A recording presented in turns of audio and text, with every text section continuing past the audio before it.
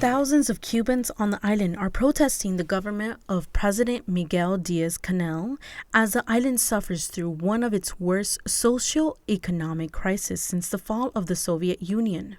Conditions are worsening for the island, including the third wave of coronavirus pandemic, a disturbing food shortage, lack of medicine, and inflation on other basic needs are some of the reasons for the protests. But the main reason is the ban of the dictatorship that has been in place since 1950s. Cubans are shouting out all over the streets their frustration for liberty and the end of a long-term communism.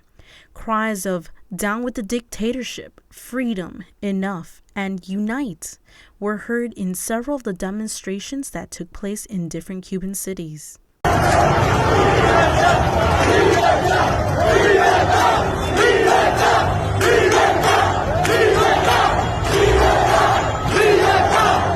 Diaz-Canel, who also leads the Communist Party, is blaming the United States for the unrest of a nationally televised speech on Sunday afternoon, inciting the crowds that the protest is coming from outside the island, calling out to his fellow Cubans to keep calm.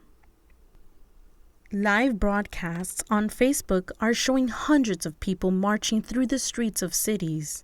And in some areas where protests gathered, the internet service on cell phones was cut off and news around the island was interrupted. Meanwhile, many Latin neighbors and Cubans living outside of the island are standing in solidarity with the people. In Miami, many people gathered outside of Calle Ocho, protesting the streets with banners and signs showing their love and support for Cubans. This is Joyce Grace. Please share, subscribe, and like our channel for more content on the news around the globe.